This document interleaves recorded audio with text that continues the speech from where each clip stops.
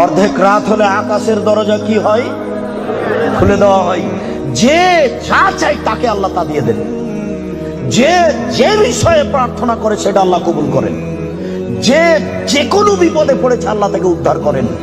তবে যার জেনার সম্পর্ক আছে তার কথা আল্লাহ কবুল করেন না। আমি কি দিয়ে বুঝাই জেনা কত বড় বিপদ? আমি কি দিয়ে বুঝাই আপনাকে জেনা কত বড় বিপদ? যেটা ঘরে ঘরে হচ্ছে, যেখানে সেখানে হচ্ছে, যেটা মানুষের কাছে আজকে পাপের কাজ নয়। শোনো, মুনাফিকি করো না বক্তব্যের সাথে। এই ছেলে, তোমাকে আমি কঠিন ভাবে বলে যাচ্ছি, তুমি বক্তব্যের সাথে মুনাফিকি করো না। এখান থেকে উঠার আগে মোবাইলে যত মেয়ের নাম্বার আছে তুমি কেটে দিয়ে উঠবা। জিন্দেগিতে কোনোদিন কোনো মেয়ের সাথে গল্প করো না। তোমার সাথে এ অংশে আমার জরুরি কথা আছে, তুমি একটু ধৈর্য ধারণ করো, একটু সামান্য একটু থামো। তোমার সাথে আমার আরো জরুরি কয়েকটি কথা আছে। মুহাম্মদ সাল্লাল্লাহু আলাইহি সাল্লাম বলেন, আমি রাতে ঘুমিয়েছিলাম, জিবরাইল আমার ডান হাত ধরলেন, মিকাইল আমার বাম হাত ধরলেন, ধরে আমাকে নিয়ে চলে যাচ্ছেন। যেতে যেতে দেখি অনেক মানুষ আসাদু সাইন দেখা পান, ফুলে ফেঁপে বিশাল বিশাল আকৃতি ধারণ করে আছে। 50 হাত 100 হাত উঁচু উঁচু হয়ে আছে। অন্তানাহু রিহান, দুর্গন্ধের টিকা যায় না, এত গন্ধ। কান্নাহুল মারাহিজ, মনে হচ্ছে যেন তারা গ্রামের টয়লেট, মনে হচ্ছে যেন তারা গণশৌচাগার, মনে হচ্ছে যেন তারা গ্রামের টয়লেট, মনে হচ্ছে যেন তারা গ্রামের শৌচাগার। যেই শৌচাগার টয়লেট পরিষ্কার করা হয় না, গণশৌচাগার, গন্ধের টিকা যায় না, বিশাল বিশাল রূপ ধারণ করে আছে। আমি বললাম, জিবরাইল মানা হলাই, কি এরা কে? জিবরাইল, এরা কারা? ছি ছি ছি ছি, এরা কারা? এত কোণে গন্ধ, এত কোণে ফুলে আছে। তখন জিবরাইল বললেন, অহমদ জোনাতা সাওয়ানি, এরা হলো ব্যভিচার, ব্যভিচারনি। বলো যুবক, মোটা মোটা হ্যাঁ ফুলে আছে, খুব গন্ধ, এরা কারা? ব্যভিচার, ব্যভিচারনি। তুমি সাবধান থাকো, তুমি একটু অপেক্ষা করো। শুনুন, আল্লাহ নবী বলছেন যে আমার ডান হাত জিবরাইল ধরলেন, বাম হাত মিকাইল ধরলেন, ধরে নিয়ে চলে যাচ্ছেন।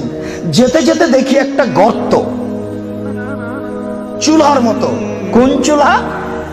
যাতে তন্দুরি রুটি হয়। তন্দুরি রুটি চুলা দেখেছেন? ভিতরে রুটি দিয়ে সিদ্ধ হলে বের করে নেওয়া হয়, এরকম চুলা। তার তার ভিতরে দেখি ধাঁধা ধাঁধা ধাঁধা করে আগুন জ্বলছে। ভাইজা ইরতাফাও তিরতাফাও, আগুন যখন জোরে জ্বলে উঠছে তখন ওর ভিতরে যা কিছু আছে সব উপরে চলে যাচ্ছে। ভাইজা খামেরাত রাজা উফিহা, আর যখন আগুনটা কমে আসছে তখন সব নিচের দিকে চলে যাচ্ছে। ফিহারে চালন অনিসাউন ওরাতন, তাতে দেখি পুরুষ এবং নারী জমা ধরে আছে উলঙ্গ অবস্থায়, পরনে কাপড় নেই কারো, এভাবে জমা ধরে আছে উলঙ্গ অবস্থায়। আগুন যখন জোরে চলে উঠছে দাদা দাদা দাদা করে উপরে চলে যাচ্ছে, আবার যখন আগুন কমে যাচ্ছে তখন নিচের দিকে চলে যাচ্ছে। আর উপরে উঠলে মনে হচ্ছে যেন বের হয়ে পড়ে যাবে। দেখে সেখানে পুরুষ এবং নারী উলঙ্গ অবস্থায় জ্বলছে। আমি বললাম, জিবরাইল মানাউলা, এরা কারা? তখন জিবরাইল বললেন, অহমদ জনা, তারা হলো ব্যভিচার, ব্যভিচারনি। আল্লাহ নবী বলেছেন, যেসব মহিলারা জেনায় লিপ্ত হবে ওদের লজ্জা স্থানের গন্ধে জাহান্নামীরা জাহান্নামে টিকতে পারবে না। যেসব মহিলারা জেনায় লিপ্ত হবে ওদের লজ্জা স্থানের গন্ধে জাহান্নামীরা জাহান্নামে টিকতে পারবে না। যেসব মহিলারা জেনায় লিপ্ত হবে ওদের লজ্জা স্থানের গন্ধে জাহান্নামীরা জাহান্নামে টিকতে পারবে না। মুহাম্মদ সাল্লাল্লাহু আলাইহি সাল্লাম বলেছেন।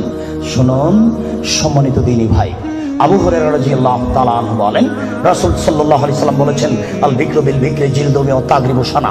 অবিবাহিত ছেলে মেয়ে যদি জেনায় লিপ্ত হয় তাহলে তাকে 100 লাঠি পিটিয়ে এলাকা থেকে 1 বছরের জন্য তাড়িয়ে দিতে হবে। তিনি বলেন, আস-সাইবু বিস-সাইব রাজম, বিবাহিত পুরুষ নারী যদি জেনায় লিপ্ত হয় তাহলে তাকে ইট ঢেল পাথর দিয়ে মেরে মেরে মেরে ফেলতে হবে। এদেশের লাখো ভাবিকে ইট ঢেল পাথর দিয়ে মেরে ফেলতে হবে যারা দেবরের সাথে জেনায় লিপ্ত হয়েছে। এদেশের লাখো দুলাভাইকে ইট ঢেল পাথর দিয়ে মেরে ফেলতে হবে যারা সেলিকার সাথে জেনায় লিপ্ত হয়েছে। এদেশের লাখো পুরুষকে ইট ঢেল পাথর দিয়ে মেরে ফেলতে হবে যাদের স্ত্রী থাকার পরেও অন্য নারীর সাথে জেনায় লিপ্ত হয়েছে। এদেশের লাখো নারী বেহায়া, বেশরমা, লজ্জাহীনা নারী যারা স্বামী বাড়িতে থাকার পরেও অন্য পুরুষের সামনে নিজের পরনের কাপড় খুলে উলঙ্গ অবস্থায় জেনায় লিপ্ত হয়। শুনুন, এদের ইট ঢেল পাথর দিয়ে মেরে মেরে মেরে ফেলতে হবে, এদের বাঁচার কোনো পথ নেই।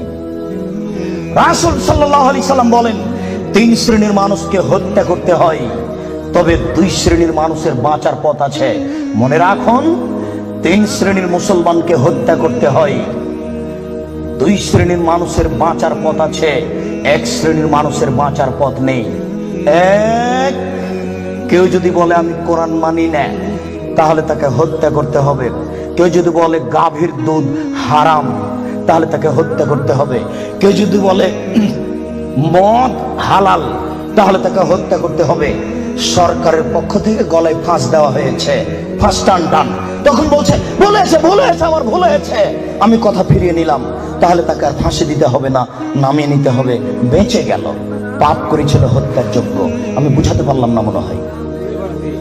2, কেউ যদি কাউকে হত্যা করে তাহলে তাকে হত্যা করতে হবে, এর নাম কিসাস।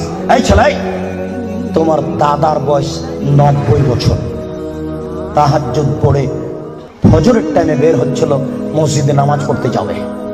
কালকে তোমার দাদাকে একটা ছেলে গালি দিয়েছে, তাহাজ্জুদ পড়তে বের হওয়ার সময় দেখো ওই ছেলেটা, তোমার দাদা এক থাপ্পড় দিতে ছেলেটা মারা গেছে।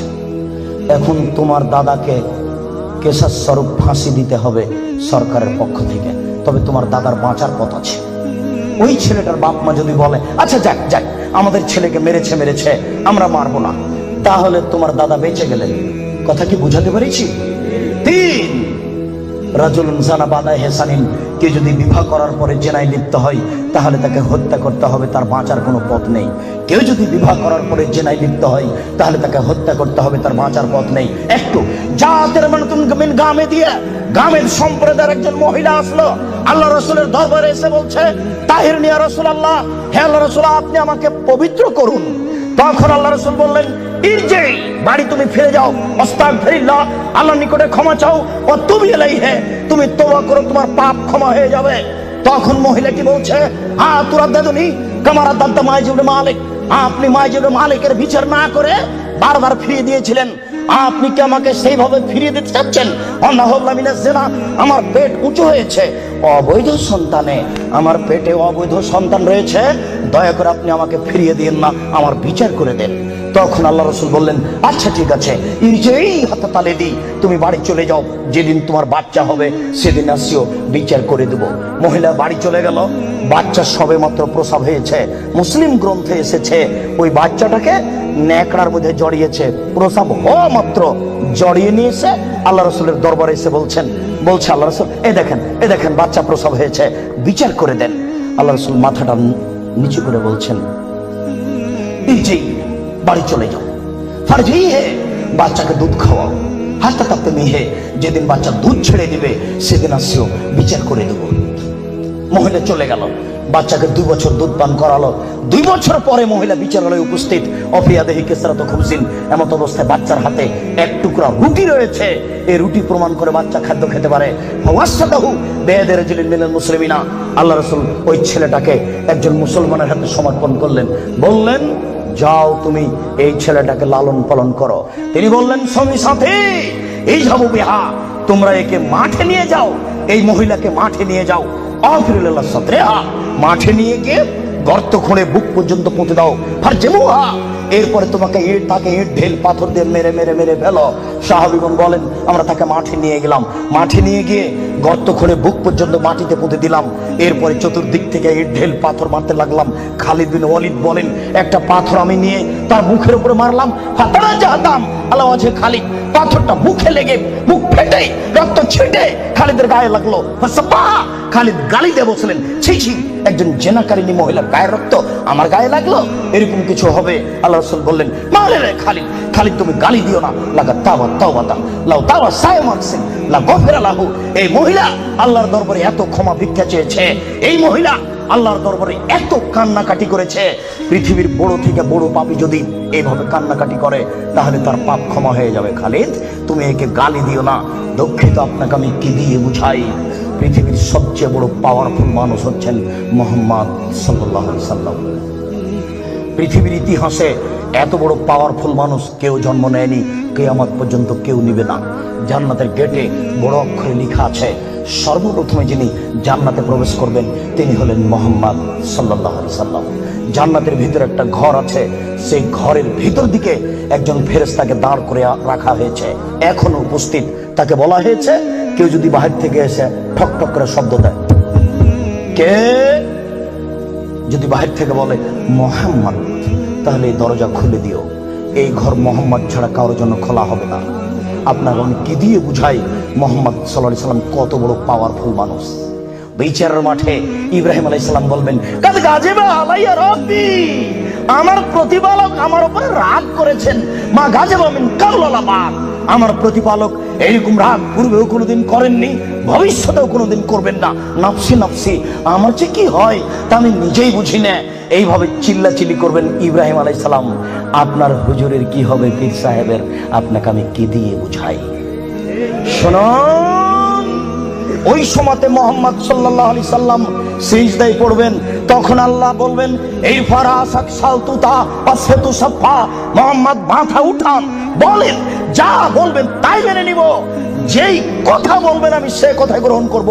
আপনি মাথা উঠান না, আপনি বলেন না আমাকে কি বলছেন, আমি আল্লাহ, আপনি যা বলবেন তাই মেনে নিব। এত বড় পাওয়ারফুল মানুষ, একটু বলতে পারলেন না, যাও যাও তোমার বিচার হবে না, তোমার পাপ ক্ষমা হয়ে গেছে, যাও তোমার বিচার হবে না, এই কথা তিনি বলতে পারলেন না। এত বড় পাওয়ারফুল মানুষ, তিনি খালি বললেন, খালিদ তুমি একে গালি দিও না, এ এত তওবা করেছে, এরকম তওবা যদি বড় থেকে বড় পাপী করে তাহলে তার পাপকে ক্ষমা করা হবে খালিদ। তার মানে এর পাপ ক্ষমা হয়ে গেছে, তাই তো তিনি জানাজা করলেন, তাই তো তিনি কাফন দাফন করলেন। কিন্তু তিনি তাকে বলতে পারলেন না, যাও যাও তোমার বিচার হবে না, তোমার পাপ ক্ষমা হয়ে গেছে। পৃথিবীর সবচেয়ে বড় পাওয়ারফুল মানুষ এ কথা বলতে পারলেন না। তার মানে বিবাহ করার পরে জেনায় লিপ্ত হলে তার দুনিয়াতে বেঁচে থাকার কোনো সুযোগ নেই। আমি আপনাকে কি দিয়ে বুঝাই শরীয়ত কি জিনিস? বিবাহ করার পরে জেনায় লিপ্ত হলে তার বেঁচে থাকার কোনো সুযোগ নেই। আব্দুর রাজ্জাক সাহেব, কথা বুঝেছি, একটু দয়া করে কোনো পথঘাট বলেন। জি, পথঘাট আছে, চিন্তা করবেন না, নিরাশার কিছু নেই। শুনুন, নিরাশার কিছু নেই। এই পাপ কার সাথে জড়িত? আল্লাহর সাথে জড়িত। আল্লাহ নবী বলেছেন, কেউ যদি জেনে শুনে 1 টাকা সুদ খায়, 36 বার জেনা করে যত পাপ হবে, 1 টাকা সুদ খেলে তার চেয়ে বেশি পাপ হবে। তিনি বলেছেন, সুদের পাপের 70টি ভাগ রয়েছে, ছোট ভাগ হলো মার সাথে জেনা করলে যেমন পাপ হয়। সুদ যত বড়ই পাপ হোক না কেন, সুদের পাপ কার সাথে জড়িত? আল্লাহর সাথে জড়িত। জেনার পাপ কার সাথে জড়িত? আল্লাহর সাথে জড়িত। যুবক, তুমি নিরাশা হবে না, নিরাশার কিছু নেই।